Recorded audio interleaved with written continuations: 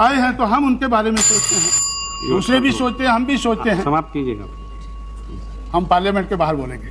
नहीं पार्लियामेंट में अगर हमारी बात नहीं सुनी जाएगी तो पार्लियामेंट के बाहर तो बोल ही रहे हैं। ऐसा तो आप रोकने के लिए नहीं आएंगे। नहीं, ऐसा नहीं सोचना चाहिए। ऐसी बात नहीं है तो कुछ लोग सुनिए काशीराम जी, आप इसमें प्रोटेस्ट करने की जरूरत नहीं। आपको मालूम है कि लीडर्स, छोटे पार्टी के लीडर्स को 15, 20, 25 मिनट तक दिया जाता है, बाकियों को 10-10 मिनट। जो लीडर्स जितने हैं ये तय किया था, आप अब बात किए हैं, अब आपका तो कंक्लूड करने के लिए एक बेल दिया मैंने। श्री काशीराम। अध्यक्ष, ये खुशी की बात है कि हम लोग 50 साल की आज़ादी के बाद पिछले 50 साल में क्या कुछ हुआ, क्या कुछ नहीं हुआ, क्या होना चाहिए था, इसके बारे में हम लोग इस सदन में चर्चा कर रहे हैं। 2-3 महीने पहले मुझे नहीं लगता था कि इस सदन में इस किस्म की चर्चा होगी और इस देश में पिछले 50 साल में जिन लोगों के साथ जुल्म हुआ है, ज्यादती हुई है, अन्याय हुआ है, उनकी बात इस सदन में उठेगी।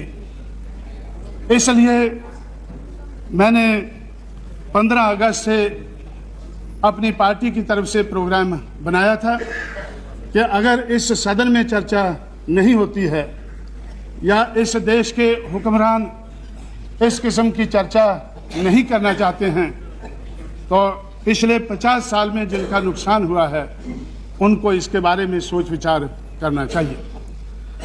इसलिए हम लोगों ने 15 अगस्त से कन्याकुमारी से कोहिमा, कारगिल, पुरी, पोरबंदर, देश के 5 कोने हैं, 5 कोनों से हम लोगों ने अवेयरनेस ड्राइव शुरू किया है। लेकिन खुशी की बात है कि अब इस संसद में भी, इस सदन में भी इसके बारे में चर्चा हो रही है और मुझे भी कुछ कहने का मौका मिल रहा है। मैं समझता हूं कि ये स्पेशल सेशन है, इसलिए इसमें जिस मकसद के लिए स्पेशल सेशन बनाया गया है उसके बारे में अगर ज़्यादा चर्चा हो तो ज़्यादा अच्छा है। जो ऑर्डिनरी सेशन हैं, जो हमेशा लोकसभा के सेशन होते हैं, अगर उस किस्म का डिस्कशन हम इन 4 दिनों में करेंगे तो मैं समझता हूं कि हम जो पिछले 50 साल में देश के लिए कोई खास एजेंडा नहीं बना पाए, आने वाले समय में भी शायद नहीं बना पाएंगे। मेरा अनुमान है कि पिछले 50 साल में बहुत शुभ कामनाओं हमने देखी हैं। हमारे देश का संविधान बना, कॉन्स्टिट्यूशन बना, तो कॉन्स्टिट्यूशन का प्रीएम्बल शुभ कामनाओं से भरा पड़ा है। प्रीएम्बल से, कॉन्स्टिट्यूशन के प्रीएम्बल से शुभ कामनाएं शुरू हो जाती हैं। उसके बाद 45 साल, 50 साल में से कांग्रेस पार्टी ने रूल किया तो उनकी तरफ से भी शुभ कामनाओं की कोई कमी नहीं रही है। उनके जो रेजोल्यूशन हैं वो भी हमें बहुत अच्छे लगते हैं। उन्होंने जो प्लान बनाए हैं वो भी ठीक लगते हैं, प्रोग्राम बनाए हैं वो भी ठीक लगते हैं, लेकिन जो इम्प्लीमेंटेशन हुआ है वो सही नहीं हुआ है। उसके कारण कांग्रेस भी आज मुश्किल में नज़र आती है। कांग्रेस के अलावा हम लोगों ने दूसरी पार्टियां भी देखी हैं। इस देश के दबे कुचले लोगों ने हर किस्म की पार्टी आजमाई है, अगर देश में नहीं तो प्रदेशों में तो ज़रूर आजमाई है।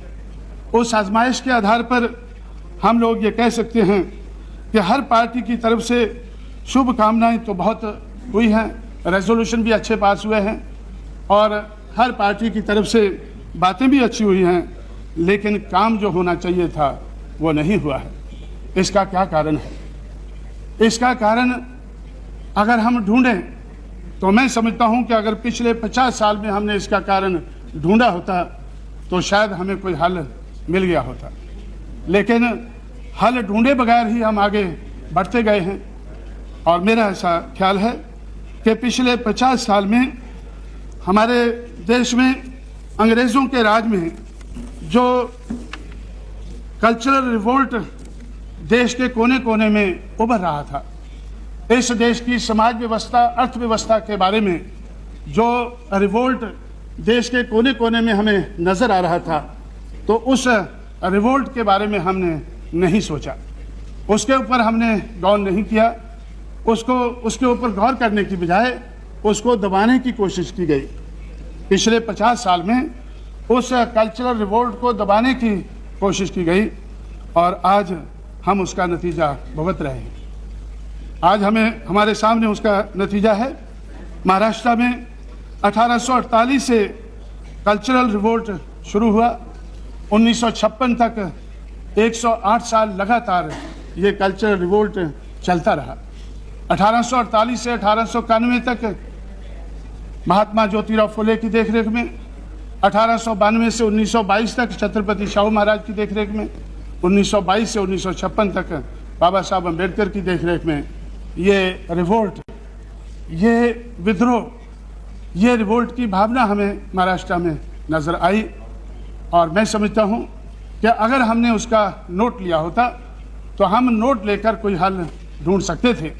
जिन लोगों के लिए महाराष्ट्र में आवाज़ उठती थी, उन लोगों की आवाज़ बंद करने से पिछले 50 साल में हमारा बहुत नुकसान हुआ है।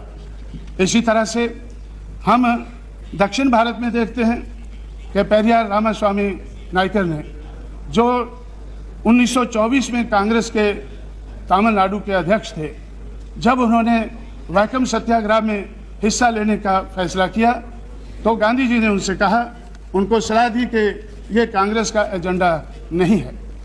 छुआछूत के खिलाफ, अनटचेबिलिटी के खिलाफ या सामाजिक दिशा में इस किस्म का रिवोल्ट करना ये कांग्रेस का एजेंडा नहीं है, इसलिए आपको नहीं करना चाहिए। तो उन्होंने इसके ऊपर गौर किया।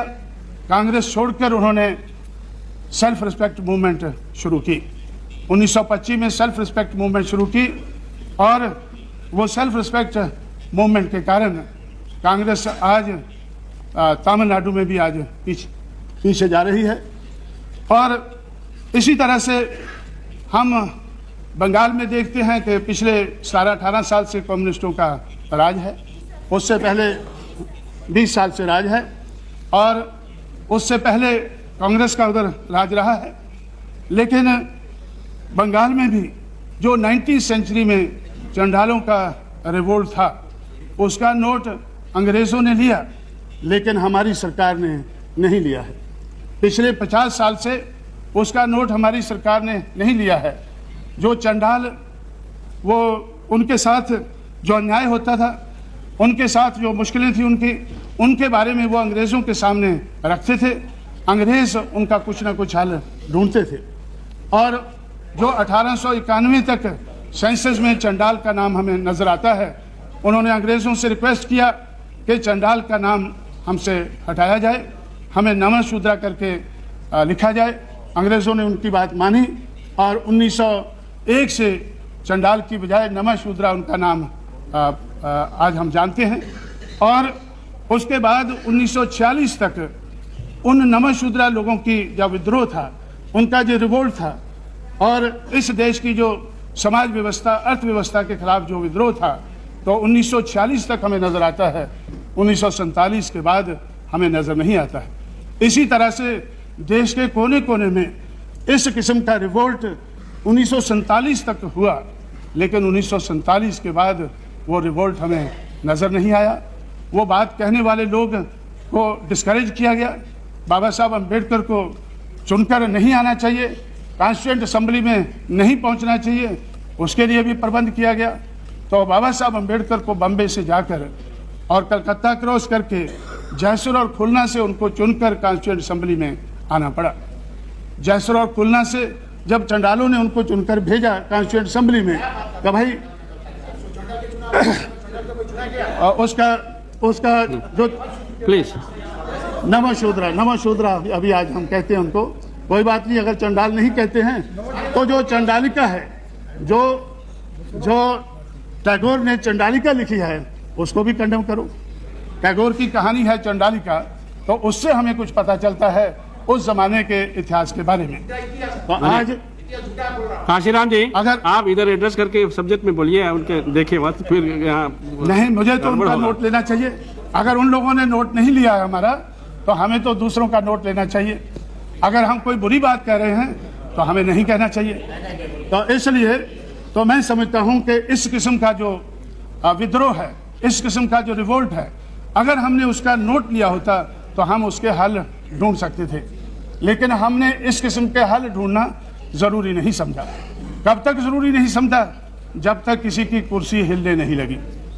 जब तक किसी की कुर्सी नहीं हिलने लगी तो तब तक उन्होंने जरूरी नहीं समझा कि इस रिवोल्ट का हमें नोट लेना चाहिए। आज हम लोग उठकर कुछ कुर्सी हिलाने की कोशिश में लगे हुए हैं तो लोग उसका नोट लेने लगे। और मुझे नहीं लगता था कि मुझे इस सदन में कुछ ज़्यादा समय मिलेगा या लोग मेरी बात को ध्यान से सुनेंगे, लेकिन मेरी बात कड़वी होने के बावजूद भी हमारे जो सदस्यगण है वो सुन रहे हैं। तो लेकिन मैं समझता हूं कि ये कड़वी बात कहना ज़रूरी है, ये बात कहना ज़रूरी है और इस बात का नोट लेना ज़रूरी है और इसके बारे में कोई प्रबंध करना ज़रूरी है। इसके बारे में कोई प्रबंध करना ज़रूरी है। मुझे नहीं, मैं अपने साथी को जानता नहीं हूँ जिनको चंडाल कहने से दुख हुआ है। दुख तो सुनिए, बता रहा था वो इतिहास गलत है, इतिहास ठीक नहीं है। मिस्टर आसिम मला, चंडाल कहो और सरदार कहो, जो भी आप कहिए, मिस्टर आसिम मला, मतलब नहीं है। मिस्टर आसिम मला, you see, you are a senior नहीं, member. sir, When you want to speak, he should yield to you. Interpreted my that is name not the way. as I am saying. I am very much angry with this word that Chandal. I am not angry with that word. No, if you want to say anything, he should yield to you. That is the procedure established in this Okay, house. sir. इसलिए मैं ये कहना चाहता हूँ, मेरा ऐसा ख्याल है कि अगर हमने उस वक़्त जो बातें कही गई है अंग्रेज़ों के ज़माने में, अगर उन बातों का हमने बाद में भी उसका नोट लिया होता, मैं कहना चाहता हूँ गांधी जी ने जो कहा था कि 1924 में कि अनटचेबिलिटी हमारा एजेंडा नहीं है, तो उसके बाद जो अनटचेबल्स की हालत को सुधारने के लिए जो कोशिश करनी चाहिए थी, तो अगर वो बात के ऊपर When you get Mr. Panigrahi, when you get the chance, you can say, why are you disturbing him?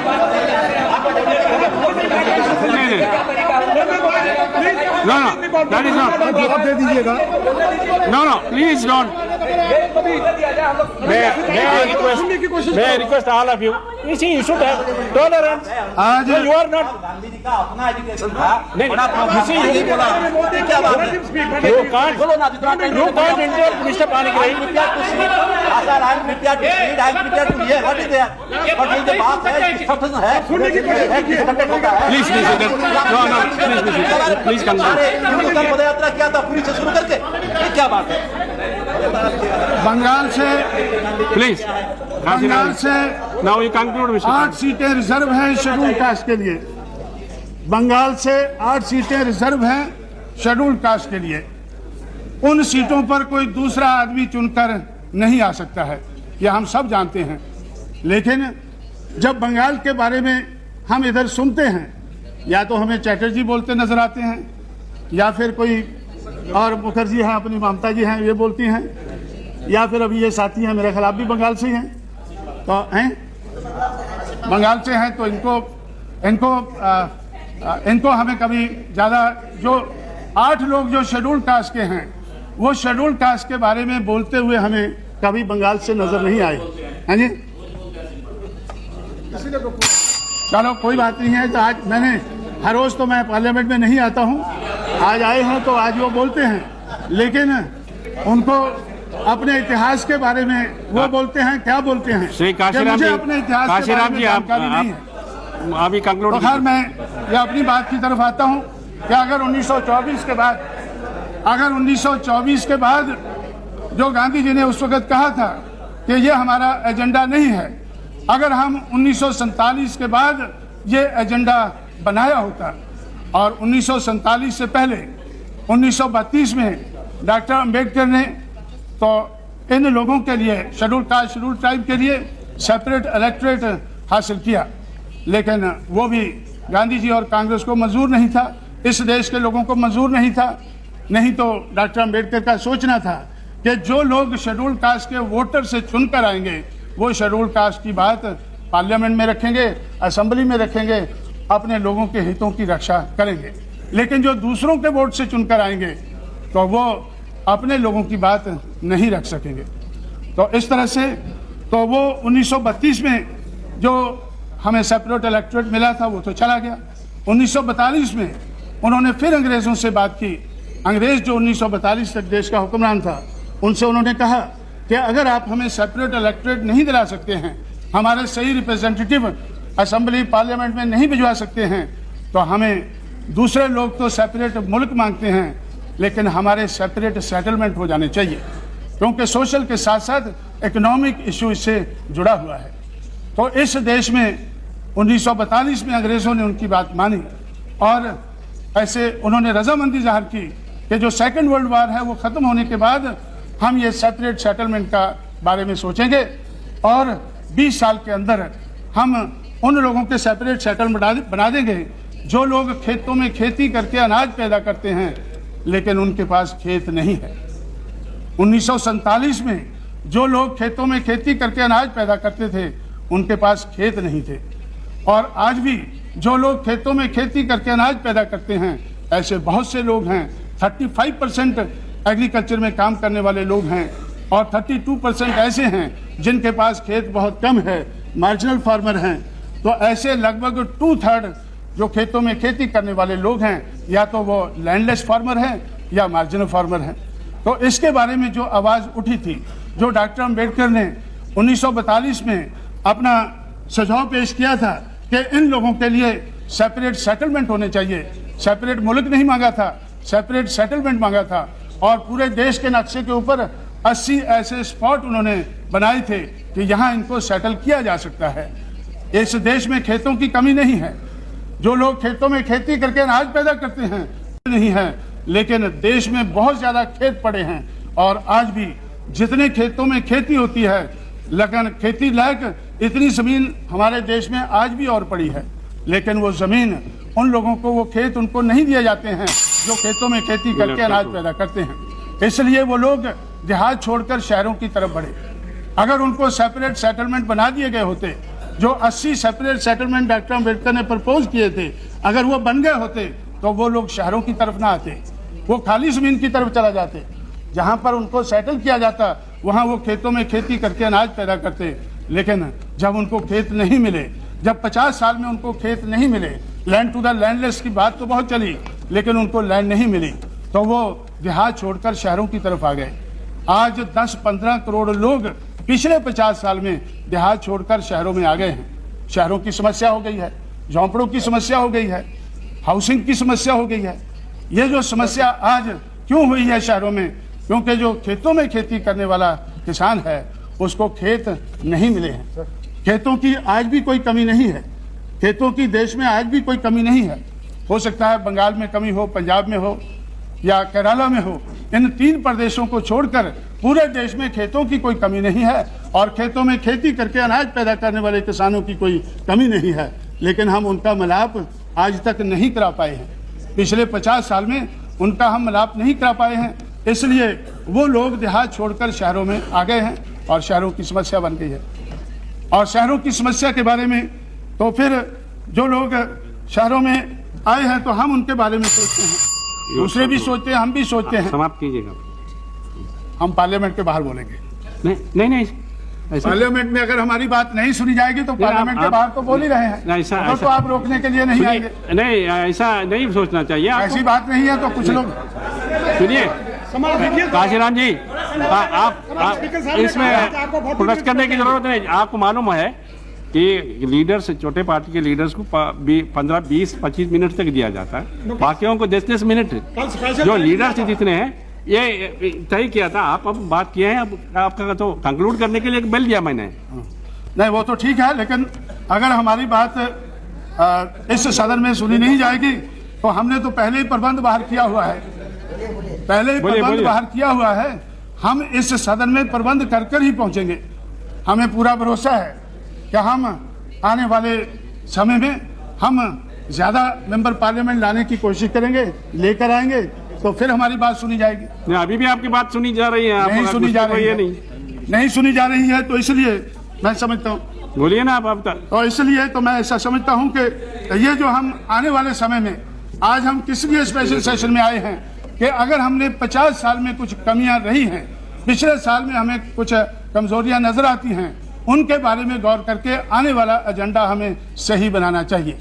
मैं कहना चाहता हूं कि सामाजिक और आर्थिक दृष्टि का ख्याल रखना चाहिए। सामाजिक दिशा में और आर्थिक दिशा में जो इस देश में जो अंग्रेजों के राज में जो रिवोल्ट हुआ है, वो revolt I am here to regulate the time. Please don't interrupt. ठीक है, तो मैं नहीं, please continue. You just leader of the party. तो इसलिए मैं तो आता ही बहुत कम हूँ इधर, और आता हूँ तो बोलता कम हूँ, लेकिन अगर आज बोलने का मौका दे दे तो अच्छा है, अगर नहीं दे दे तो बाहर तो मुझे कोई रोकने वाला नहीं है। अभी तक तो रोकने वाले नहीं है, लेकिन हो सकता है बाहर भी रुकावट हो। अभी आप तो इसलिए तो मैं क्या कर, नहीं, मैं तो अटल जी को भी देख के कह रहा हूँ। अटल जी तो अभी अभी आए हैं। मैं बोलता हूँ कुछ लोगों को, मैं बोलता हूँ कुछ करता हूँ। मेरा जो करना है, बोलना है, तो बहुत से लोग सोचते हैं कि अगर ये भी बंद हो जाए तो अच्छा है। तो इसलिए हाँ, तो मैं अच्छा मैं बोल रहा हूँ, मैं उसी के बारे में बोल रहा हूँ, क्योंकि आज से 6-7 महीने पहले उत्तर प्रदेश के बारे में चर्चा करने के लिए हमारी अटल जी से बातचीत हो रही थी। तो अटल जी ने मुझसे कहा कि भाई आप अभी थोड़ी देर में राष्ट्रपति का चुनाव होने वाला है, अगर आप राष्ट्रपति, हम सोचते हैं कि आपको राष्ट्रपति बनाया जाए, ऐसी कोई पार्टी नहीं जो आपका विरोध करेगी। तो इसलिए तो मैंने सोचा, मैंने अटल जी से कहा कि भाई मैं कुछ बात अपनी बोलता हूँ, कुछ काम करता हूँ, अगर मैं बड़े घर में जाकर उधर बैठ जाऊंगा तो ये काम कौन करेगा, इसलिए मुझे मैदान में डटा रहना चाहिए। और अगर तो इस तरह से तो मैं समझता हूँ कि मेरी बात कुछ लोगों को अच्छी नहीं लगती है, कोई बात नहीं है, तो अगर अच्छी नहीं लगती है तो हम बाहर बोलते हैं। और मैं अभी क्या बोल रहा था कि ये जो इस किस्म का जो रिवोल्ट पहले से चल रहा था, तो उस रिवोल्ट के बारे में आज भी बहुत लेट नहीं हुआ, आज भी हमें उसके बारे में सोच लेना चाहिए, समझना चाहिए, और सोच कर समझ कर ही आगे का प्लान बनाना चाहिए। उस बात को सोच समझ कर अगर प्लान बनाते हैं तो कोई लाभ होता है, अगर बगैर सोचे समझे बनाते हैं तो कोई लाभ नहीं होता है। 1990 में सेंट्रल गवर्नमेंट ने, जब डॉक्टर अम्बेडकर की सेंटेनरी सेलिब्रेशन मना रहे थे, तो 1990 में सेंट्रल गवर्नमेंट ने अम्बेडकर ग्राम विकास योजना बनाई, हमने नहीं बनाई। तो सेंट्रल गवर्नमेंट ने अम्बेडकर ग्राम विकास योजना बनाई, लेकिन क्या आज उत्तर प्रदेश में जो बीएसपी की सरकार है, उसके अलावा किसी प्रदेश में क्या वो योजना चल रही है? मेरे नोटिस में नहीं है। सारे सांसद इधर देश के कोने कोने से इधर आए हैं, तो सबको मालूम होगा कि उत्तर प्रदेश में सिर्फ बीएसपी की सरकार अम्बेडकर ग्राम विकास योजना को लागू कर रही है। उसके अलावा पूरे देश में उसके अलावा आज तो कोई बात नहीं, आज तो मुलायम सिंह जी नहीं है, जब वो होंगे तो फिर देखा जाएगा, फिर उनसे रिक्वेस्ट करेंगे कि वो चलाएं। तो इसलिए तो ये अम्बेडकर ग्राम विकास योजना क्यों बनाई गई? अगर उसको लागू नहीं करना था, अगर देशवासियों को उसको लागू नहीं करना था, तो उसको बनाने की कोई ज़रूरत नहीं थी। इसी तरह से इसी सदन में या इसी गवर्नमेंट ने सेंट्रल की तरफ से तो एक schedule caste schedule tribe prevention of atrocities act तो सेंट्रल गवर्नमेंट ने बनाया। इसी सदन में ये एक्ट पास हुआ, prevention of atrocities on schedule caste schedule tribe. आज उसकी बहुत चर्चा हो रही है। मुझे इस सदन में बोलना था, इसलिए मैंने उत्तर प्रदेश की गवर्नमेंट से फैक्ट्स मंगाए हैं कि भाई इसके बारे में तो आप इसके बारे में हमारी सरकार क्या कर रही है, क्योंकि बाहर कई महीनों से चर्चा चल रही है कि ये prevention of atrocities on schedule caste schedule tribe, ये जो एक्ट है ये खत्म होना चाहिए। ये इस सदन ने बनाया है, तो इस सदन को चाहिए कि इसको खत्म करे। अगर इसकी ज़रूरत नहीं है, लेकिन लोग कहते हैं कि हम इसको उत्तर प्रदेश की असेंबली में ख़त्म कर देंगे। इस पार्लियामेंट का बनाया हुआ एक्ट उत्तर प्रदेश की असेंबली में कैसे ख़त्म होगा? ये तो इस पार्लियामेंट को ही ख़त्म करना होगा। अगर प्रिवेंशन ऑफ एट्रोसिटीज एक्ट ज़रूरी नहीं है, जो इस सदन में 1989 में पेश हुआ और 95 में कंप्लीट हुआ, तो अगर ये एक्ट ज़रूरी नहीं है तो इसको, इस सदन को चाहिए कि इसको ख़त्म करना चाहिए। अगर ये इसका मिसयूज़ होता है, अगर कोई भी एक्ट बनाते हैं अगर उसका मिसयूज़ होता है तो मिसयूज़ को भी रोकना चाहिए। मैंने फैक्ट्स मंगाए हैं कि भाई उत्तर प्रदेश की सरकार में तो क्या फैक्ट्स हैं, जब से उधर बहुजन समाज पार्टी की सरकार आई है तो इस एक्ट के खिलाफ बहुत आवाज़ उठ रही है। तो मैंने फैक्ट्स मंगाए हैं। तो पिछले 3-4 महीने में जब से बीएसपी की सरकार आई है, उसी समय में जो पहले सरकारें रही हैं, तो उसमें जो फिगर्स हैं कि हमारे समय में, बीएसपी की सरकार के समय में 1611 केसेस इस एक्ट के तहत दर्ज हुए हैं, 1611। लेकिन उससे पहले जो सेंटर का रूल था, तो सेंटर के रूल में इसी समय में 1737 दर्ज हुए हैं। उससे पहले इन्होंने बताया हमारे साथी ने कि मुलायम सिंह जी का रूल था। उसी समय में जब मुलायम सिंह जी का रूल था तो उसमें 2767 तो जो केसेस हैं वो दर्ज हुए हैं। अगर इस किस्म के केसेस दर्ज हुए, इसी तरह से हमारे इधर साथी इधर एक नहीं है, उन्होंने मुझसे कहा कि भाई हमारे खिलाफ ये एक्ट लगा हुआ है, तो मायावती को कहकर इसको रफा दफा कराएं। अटल जी को भी उन्होंने बोला, कनौजिया जी हैं मेंबर पार्लियामेंट, मैंने उनसे कहा कि भाई मायावती ने यह एक्ट लगा दिया है, किसने लगाया है? वो कहने लगे कि वो तो मुलायम सिंह जी के ज़माने में लगा था, लेकिन आपको चाहिए कि उसको रफा दफा कर दें। इसलिए मैं समझता हूँ कि जो ये एक्ट का मिसयूज़ होता है, तो मिसयूज़ रोकना तो ठीक बात हो सकती है, लेकिन एक्ट को ख़त्म करना अगर ठीक बात है तो इस सदन में ये बात उठनी चाहिए और इस सदन में ये एक्ट को रद्द करना चाहिए।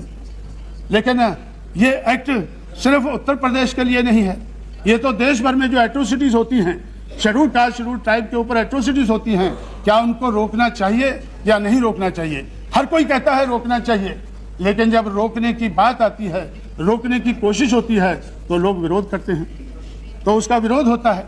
तो इसलिए मैं समझता हूं कि इस सदन में ऐसी ही बातें, ऐसा ही हमें एक्ट बनाने चाहिए, ऐसे ही कानून पास करने चाहिए जिनको हम लागू कर सकें। जिन कानूनों को हम लागू नहीं कर सकते, तो ऐसे कानून हमें पास नहीं करने चाहिए। इसीलिए मैं समझता हूं कि डेमोक्रेसी के बारे में बहुत कुछ कहा जाता है कि इस देश में डेमोक्रेसी बहुत बड़ी है, बहुत बड़े अरसे से चल रही है, लेकिन मैं समझता हूं कि इस देश में कोई डेमोक्रेसी नहीं है। इट इज़ एक खेल चल रहा है इस देश में, जिसमें अमीरों के नोटों से गरीबों के वोटों के साथ खिलवाड़ होता है। अमीरों के नोटों से गरीबों के नोटों के साथ खिलवाड़ होता है, और मैं समझता हूं कि इसको अमीरों के नोटों से गरीबों के वोटों के साथ खिलवाड़ होता है, जिसको डेमोक्रेसी कहते हैं। इसी तरह से हमारे जो चीफ इलेक्शन कमिश्नर हैं, तो मिस्टर सेशन, तो उन्होंने एक किताब लिखी है, उसमें उन्होंने खुद कहा है कि इस देश में डेमोक्रेसी नहीं है। उन्होंने एक मिस्टर सेशन ने तो उस किताब में ये लिखा है, ए heart full of burden, heart full of burden किताब लिखी है, और उन्होंने इस किताब में लिखा है कि इट इज़ जो डेमोक्रेटिक कल्चर है इंडिया में, it is in an advanced stage of decay. ये डेमोक्रेसी जो है, it is an advance stage of decay, ऐसा चीफ इलेक्शन कमिश्नर को कहना पड़ा है। और इसी तरह से तो उन्होंने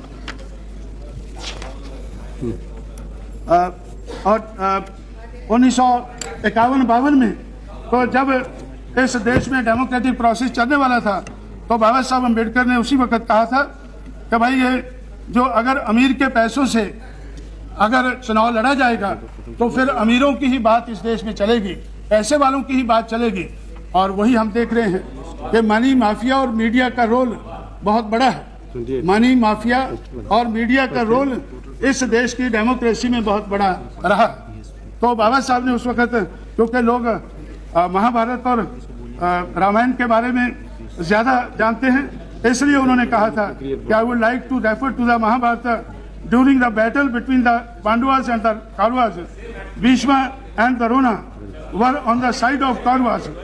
Pandavas were in the right and the Kauravas was in the wrong. Bhishma admitted this when someone asked Bhishma as to why he was supporting the Kauravas if he found the Pandavas to be in the wrong and the right. Bhishma replied in that memorable sentence, I must be loyal to the salt. Bhishma ने कहा, I must be loyal to the salt. If I eat the food of Kauravas, I must take their side even if they were they might be in the wrong. तो उस वक्त से 1951-52 से इस बात के बारे में हमें मालूम है कि अमीर के नोटों से गरीब के वोटों के साथ खेल खेला जाता है और हम इसको लोगों को, दुनिया वालों को बताते हैं कि इस देश में डेमोक्रेसी है। इसलिए तो रिफॉर्म की, इलेक्टोरल रिफॉर्म की बात बहुत चली है। मैंने नोट किया है कि इलेक्टोरल रिफॉर्म के बारे में, अब तो एक मिनट खत्म कर दें, अभी तो आखिरी में बात कह के बैठ जाऊंगा। तो ये भी इस बात का एहसास है। तो इलेक्टोरल रिफॉर्म के बारे में 36 मिनट तो आपने लिया। हम लोगों ने 1972 से ये काम शुरू किया है। 1990 तक तो बहुत कमेटियां उठाई गई हैं। 1972 में रॉ कमेटी बिठाई गई, उसके बाद 1974 में तारकुंडे कमेटी बिठाई गई, उसके बाद में कैबिनेट कमेटियां बहुत सी बैठी 1982 में, और उसके बाद आज तक 14 चीफ इलेक्शन कमिश्नर हमारे देश में हुए हैं। हर इलेक्शन कमिश्नर ने इलेक्टोरल रिफॉर्म के बारे में अपनी रिपोर्ट दी है कि ये होना चाहिए, लेकिन आज तक जो रिफॉर्म की बात हमने कही है वो आज तक हम कर नहीं पाए हैं, क्योंकि हम करना नहीं चाहते हैं। हम ये करना नहीं चाहते हैं। पिछले 50 साल में इलेक्टोरल रिफॉर्म की बात तो बहुत कही गई है, लेकिन हम करना नहीं चाहते हैं, इसलिए हम कर नहीं पाए हैं। तो इसलिए मैं समझता हूँ कि अगर सही मायने में पॉलिटिकल डेमोक्रेसी को रिस्टोर करना है तो हमें ये रिफॉर्म करने होंगे, और political democracy without social and economic democracy ये भी इस देश में आज तक कामयाब नहीं हुई है, आने वाले समय में कामयाब नहीं होगी। इसलिए अगर हम पॉलिटिकल डेमोक्रेसी को कामयाब बनाना चाहते हैं तो हमें सामाजिक और आर्थिक दिशा में जो परिवर्तन चाहिए वो परिवर्तन करने चाहिए। और मैं समझता हूँ अगर 50 साल हमने ये नहीं सोचा है तो 50 साल के बाद ये पूरा साल जब हम सोच रहे हैं, सोचने लगे हैं, तो पूरा साल हमें ये सोचना चाहिए कि क्या कमियां रह गई हैं, उन कमियों को दूर करने का हमें एजेंडा बनाना चाहिए। आने वाले समय का एजेंडा हमारा इस किस्म का होना चाहिए। ऐसी बात कहते हुए मैं आपका शुक्रगुजार हूं कि आपने मुझे ज़्यादा समय दिया। हमारी ममता बनर्जी।